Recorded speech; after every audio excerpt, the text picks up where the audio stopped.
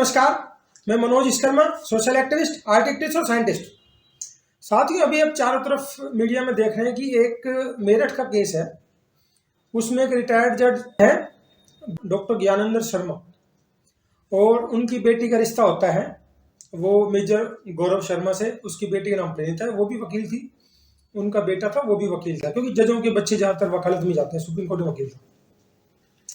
2018 में शादी होती है और 1 साल बाद ही उन्होंने उस पर कंप्लेंट डाल दी, क्योंकि सुपीरियरिटी कम्प्लेक्स होता है ना जजों के अंदर। हर एक को दबाना, अपनी दोस्त मारना, वो इनके खून में चली जाती है। इनका माहौल ऐसा ही होता है। तो जो लड़के के फादर थे वो सूबेदार से रिटायर थे और उनका बेटा मेजर था। तो उन्होंने उस शादी में 1 रुपया नहीं लिया।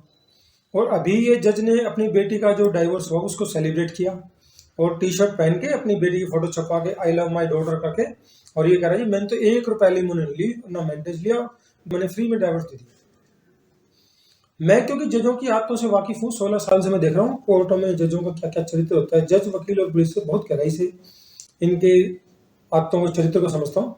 तो मेरे को शक था, मैंने कहा जज और वकील तो ऐसे नहीं हो सकते कि मतलब पैसा छोड़ दें, प्रॉपर्टी छोड़ दें, बिला नहीं क्या कर दें। मुझे शक हुआ कि भाई ये बात कुछ गड़बड़ है।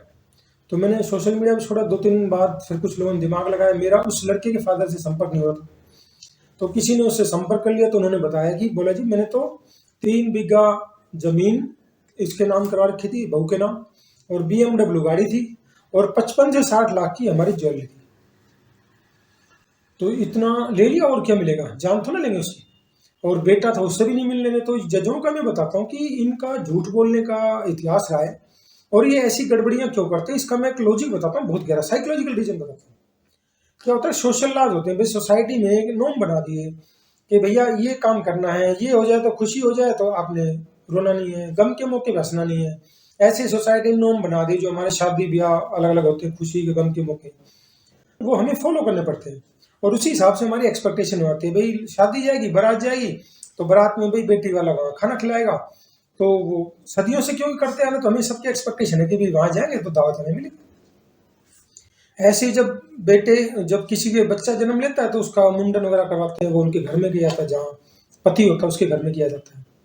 तो इस केस में क्या हुआ कि जो जज था, 1 साल बाद इसने इनके खिलाफ कंप्लेंट डाली।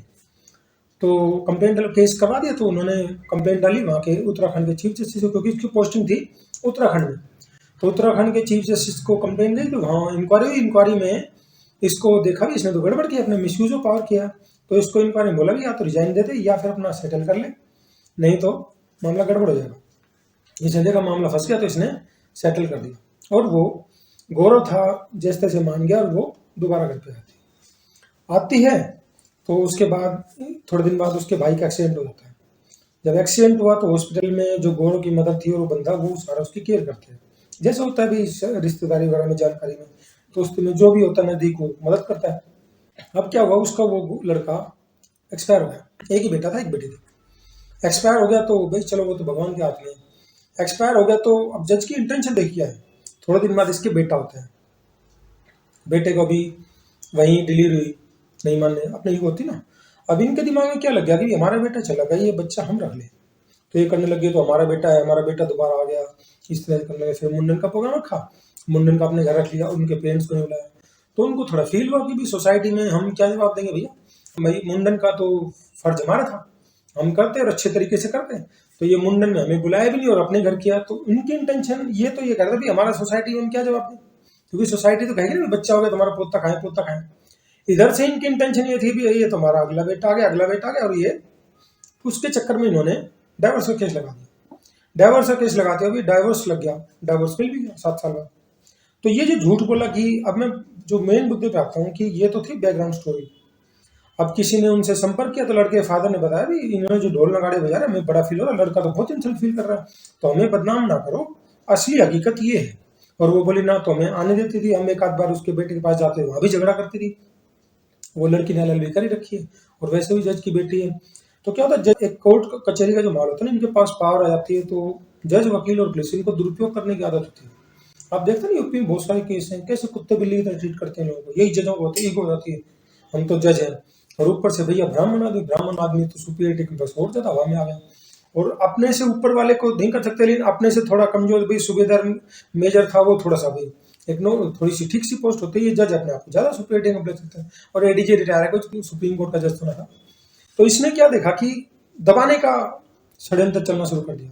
तो प्लानिंग पहले से ही होगी, देखा भी लड़का बढ़िया पोस्ट पे है, तो लड़के की नौकरी शादी करनी थी, माँ बाप से तो लेना देना होता ही नहीं। तो रिश्तों में दो चीज बहुत जरूरी होती है कि रिश्तों में एक दूसरे का रेस्पेक्ट बहुत जरूरी होता है, और एक दूसरे के साथ झूठ ना बोले, क्योंकि वहां से जो नफरत फैलती है वो हमेशा गड़बड़ करती है। आपकी कोई मजबूरी है, हाथ जोड़ के कह दो जी मैं ये नहीं कर सकता, अभी मेरी सिचुएशन है, लेकिन झूठ ना बोले और चीटिंगबाजी ना करें। ये चीटिंगबाजी, झूठ बोलना और उल्टे सीधे बातें बोलना नफरत पैदा करती हैं। और वो रिश्ते कितना ही वो हो, कितना ही बंदा शरीफ हो, एक लेवल ऐसा आएगा फिर वो गड़बड़ हो जाती है। सोशल लॉज जो होते हैं, वो जज हो चाहे वकील हो, कुछ भी हो, वैसा मंदिर में या धार्मिक जगह पे जज जूते पहन के जाके दिखा, तो हमें फॉलो करने पड़ते हैं रिजिडली, और ये सदियों से चलता आ रहा है। बनाने वाले ब्राह्मण कम्युनिटी थी और हम फॉलो करते रहे, ये भी एक तरह से एक कानून बन गया पक्का पत्थर की लकड़ी, भाई ये करना है तो ऐसे करना है। दूसरा आता है स्टेट लॉ। स्टेट लॉ में क्या होते हैं, ये पुलिस, वकील, जज, ये लोग आते हैं जो कोर्ट कचहरी होते हैं, थाने आते हैं। अब इनको क्या होता है कि ये जो डबल कैरेक्टर कहते हैं, चालाकी करना, मतलब दिखावे में ईमानदार बनना, जैसे कह रहे मैंने एलिमोनी नहीं असली कहानी कुछ और दी। तो ये चालाकी की इनकी आदत होती है ऐसी। जो ज्यादा पॉलिश्ड वकील होते हैं, ज्यादा चालाकी करना जानते हैं, जो दोगले टाइप के होते हैं, वो फिर पॉलिटिक्स में चले जाते हैं। बड़े लाइन पे जितने भी देख लो पॉलिटिशियन जितने भी इंडिया में हैं, ज्यादातर वकालत के, उनको पता है कि झूठ बोलना पड़ता है। जो जितना सफाई से झूठ बोलेगा वो उतना बड़ा वकील बनेगा या पॉलिटिशियन बनेगा। सोशल लॉ में तो ये भी नॉर्मल चीजें होती है। अब इनमें गलत लोगों को पावर मिल गया। पावर में जब ऐसे लोग आते हैं, पुलिस, वकील, जज, इनके पास पावर होती है, दुरुपयोग करते हैं, चाहे नेता हो, उनका अगर नैतिक या मोरल नहीं है तो पक्का गड़बड़ करेगा। जितनी बड़ी पोस्ट है उतनी ज्यादा बड़ी नैतिक जिम्मेदारी होनी जरूरी है। अगर वो मोरल नहीं होगा तो भाई साहब पक्का गड़बड़ करेगा। जुडिशरी में जो इतनी गड़बड़ हो रही है, घपले हो रहे हैं, बात न्याय की हो रही है, बड़े बड़े लच्छेदार भाषण देंगे रिटायर होंगे जब, और वैसे उनका हकीकत में उनका कैरियर देखे, उनका इतिहास देखे, तो भाई साहब न्याय किसी को लेना देना नहीं है। ऐसे ऐसे बेतुके फैसले दे रहे हैं जिन एक 5 साल का बच्चा बता दे फैसला गलत। जो सोसाइटी में शादियां हो रही है, अभी इलाहाबाद हाई कोर्ट के एक जज का फैसला मैं देख रहा था कि शादीशुदा बंदी किसी से भी अपना बच्चा पैदा कर सकती है, कोई अपराध नहीं। मतलब फिर शादी करने का रोल ही क्या रहेगा फिर? तो मतलब क्या है कि फिर शादी नंगे घूम लो, कपड़े पहनने की जरूरत क्या, गर्दन से नीचे शरीर वही है ना। तो ये क्या है, कल्चर को तोड़ने के लिए काम कर रहे हैं, परिवार को तोड़ने के लिए काम कर रहे हैं, और उस काम के लिए पैसे दिलवाए जा रहे हैं। कानून में बहुत सारी चीजें लिखी, उससे परे जाकर ये अपना अलग ही वो बना रखे। कॉलेजियम का भी कोई नहीं था कानून में कहीं भी, ना कॉन्स्टिट्यूशन है, फिर ये कॉलेजियम को चला रहा। ओ नहीं नहीं, बिल्कुल ठीक, बिल्कुल ठीक है। तो ये जो गंदगी इन्होंने फैलाई है, तो जिन लोगों का मोरल गड़बड़ होगा, नैतिक या करेक्टर गड़बड़ होगा, वो बंदों को ताकत मिलेगी तो हमेशा गड़बड़ करेगा। आप देख लो महाराष्ट्र में अशोक गहलोत वाला मामला क्या था। सारे इतने बड़े बड़े पॉलिटिशियन नेता के लाभ क्यों जाते हैं, ये सारे ड्रामा करते हैं 20 फुट का अजगर रखना, और इतनी सारी औरतें और महिलाएं कि वो चेयरपर्सन है वो भी वहां जा रही है। फिर जब चीज खुलती है तो फिर अब उसको मैंने देखा था, जमानत भी मिल गई बता रहे हैं, क्योंकि उसके खिलाफ किसी ने बोला नहीं, बोला जी हमने तो मर्जी से मारा। तो देखो 5-7 दिन में जमानत मिल जाती है।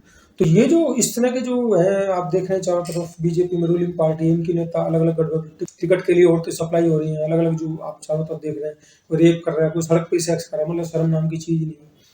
तो ये ऐसे जो खेल खेलते हैं, उनसे आप ये उम्मीद ना करें कि वो आपको न्याय देंगे या देश को कुछ अच्छा देंगे, समाज को अच्छा कुछ देंगे। तो ये पॉलिटिशियन, नेता, वकील और जज और पुलिस, इनका करेक्टर गड़बड़ होने से, मोरल गड़बड़ होने से सारी गड़बड़ हो रही है, और उनसे हम न्याय की उम्मीद कर रहे हैं। तो आज के दिन जो कोर्टों में इतना बुरा हाल हो रहा है, उसके पीछे यही वजह है। तो खाली एक ये जज नहीं है, ये तो लोग ये है कि थोड़ा सा किसी ने दिमाग लगा लिया, क्योंकि मुझे तो शक था, मुझे पता भी जज तो ऐसे हो नहीं सकता, कोई अपवाद होगा जो जमीन से उठा, वो भी क्योंकि उससे लंबे समय तक भी 30-35 साल कैरियर में रहता है, तो वो उस माहौल में रहता है। तो बायोलॉजी ऑफ बिलीफ एक मैंने बुक पढ़ा थी, ब्रूस लिप्टन सी, तो वो कहता है जब आप लंबे समय तक किसी एनवायरमेंट में रहते हो, अच्छा बुरा कैसा भी हो, उस माहौल का असर आपके जीन तक आ जाता है, और 2-3 पीढ़ी 4 पीढ़ी तक हो गया तो भाई साहब वो फिर और गहरा हो जाता है। तो जजों का यही होगा कि हम तो खुदा भी क्या चीज है। जब ये फंसते हैं, जब इनको दूसरे याद आते हैं, तो लोग थोड़े इनसे उलझते नहीं है, सोचे कौन पंगा ले। यही वकील करते, वकीलों में भी सुपीरियरिटी कॉम्प्लेक्स होता है, क्योंकि फंसा दिया, काम करो मत करो, फीस ले ली, पेश हो मत हो, गड़बड़ कर दो, तो भाई साहब वो कोर्ट अपने आप ही वारंट कर देगा, परेशान करेगा, पुलिस पकड़ ली।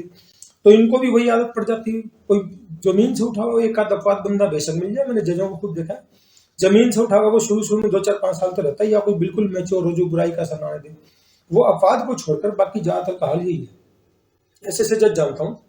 एक जज था, सेशन जज था नॉर्मल में, अरुण कुमार सिंघल नाम था।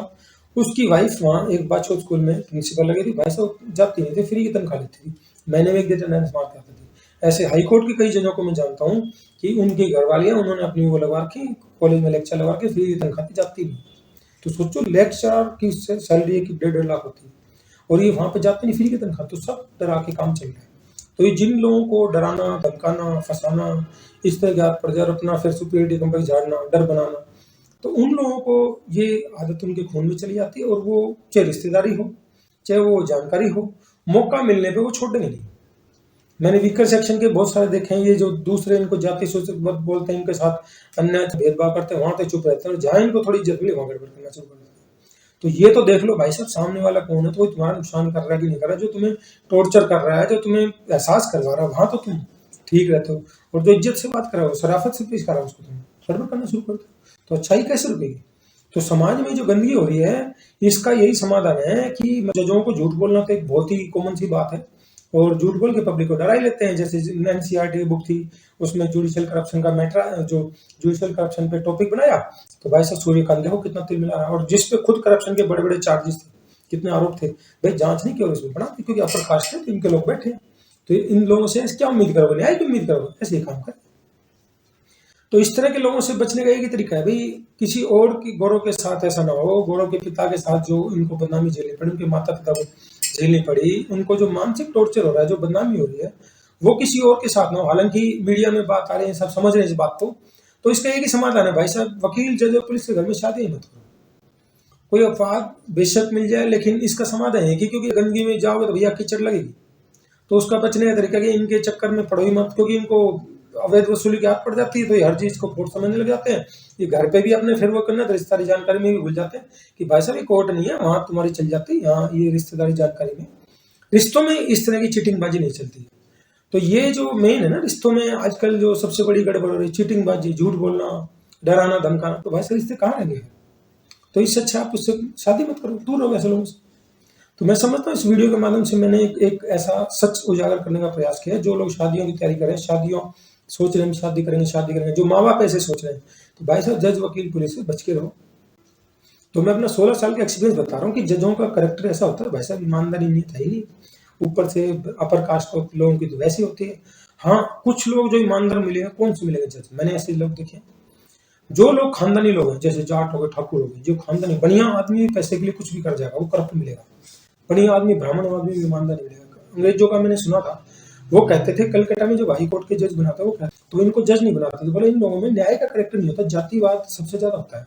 गूगल पे भी आप सर्च करें तो सबसे जो कट्टर कौन मानेंगे, लोग सोचेंगे जाट ठाकुर है, गुजर नहीं, सबसे ज्यादा कट्टर कौन, ब्राह्मण कौन है। तो समाज में ये चारों तरफ जो फंसने वाले, फंसाने वाला जो गेम है, इनको फंसाने की आदत पड़ गई, इनको शर्म शर्म कुछ नहीं है, ना इनकी नैतिकता, ना इनकी कोई करेक्टर है। तो इससे बचने का भी यही है तरीका सबसे बढ़िया कि भाई साहब इनके वही मतलब हो, ना इनके आसपास रिश्तेदारी रखो, ना इनसे जानकारी दोस्ती रखो। खास तौर से ये क्योंकि रिश्ते हो गए, तो भाई साहब फिर वो कई पीढ़ियों तक दुखी करता है फिर ऐसा गलत आदमी। तो इसको पता था ही भी मेरा बेटा चला गया, अब बेटी एक वारिस है, तो बेटी वारिस है तो प्रॉपर्टी इसके पास है नहीं, तो भाई साहब ये प्रॉपर्टी, ऐसा ईमानदार था तो इसने प्रॉपर्टी, गाड़ी, पैसा क्यों लिया, ज्वेलरी देता वापस, प्रॉपर्टी देता। अभी थोड़े दिन पहले सुप्रीम कोर्ट में दिया था ना एक लेडी ने, उसकी सास के जो कंगन होते, जैसे होते कईयों में परंपरा चलती है, वो सास अपनी बहू को देती है, बहू आगे देती है, उसने वो कंगन तक वापस कर दी, सुप्रीम कोर्ट ने देखा, तारीफ की थी उस बात की। लेकिन ऐसा केस कोई करोड़ों में एक आध मिलेगा। तो साथ ही मैं समझता हूँ इस वीडियो के माध्यम से मैंने आपको एक वो सच बताने का प्रयास किया है जिस पर कोई बात नहीं कर रहा, क्योंकि लोग ज्यादातर सोचते हैं कंटेम्प्ट लग जाएगा, इस मामले में कंटेम्प्ट बनता ही नहीं, ना वो जज है, जज था रिटायर हो लिया, एडीजे था, अब इसमें कंटेम्प्ट किस बात का बनेगा, कंटेम्प्ट तो बनता ही नहीं। तो वो इसलिए लोग थोड़े बोल रहे हैं, और सच भी सामने आ गया, और जल्दी आ गया 5-7 दिन के अंदर। तो लोगों को इस बात को समझना पड़ेगा कि जो जज बोलते हैं, इनकी कथनी और कथनी में बहुत ज्यादा अंतर है, और ये सब ने बताया कि इनका गड़बड़ करने का कारण क्या है, इनको सदियों से गड़बड़ करने की आदत पड़ गई, डराने की आदत पड़ गई, लोग बेचारे डर जाते हैं, और इनको वही पड़ गया, हम तो कुछ भी कर लें। मैं समझता हूँ कि ये बहुत गहरा मुद्दा है, मैंने इस मुद्दे पर आपको एक बहुत गहरी बात बताने का प्रयास किया, और इस जानकारी से बहुत सारे लोगों को फायदा मिलेगा, जो इनको न्याय का देवता समझ लेते हैं, मंदिर के पुजारी समझ लेते हैं, तो न्याय देंगे न्याय देंगे। तो इस बात की सच्चाई को आप समझ जाएंगे और इनके चक्कर में नहीं पड़ेंगे, और अपने आप को इस दलदल में फंसा सकते हैं। बहुत सारे लोग सुसाइड करने वाली हालत हो जाती है, जो गौरव और उसके माता पिता के साथ हो, वो किसी और के साथ ना हो। साथियों, आपको हमारा वीडियो अच्छा लगता है इसको लाइक करें, कमेंट करें, सब्सक्राइब करें। आपको हमारे वीडियो में कोई भी कमी लगती है, इंप्रूवमेंट लगता है, सजेशन लगता है, आप हमें कमेंट सेक्शन में जाकर जरूर बताएं, ताकि भविष्य में हम जो भी जानकारी लेकर आपको बेहतर से बेहतर जानकारी दे सके। धन्यवाद, जय हिंद।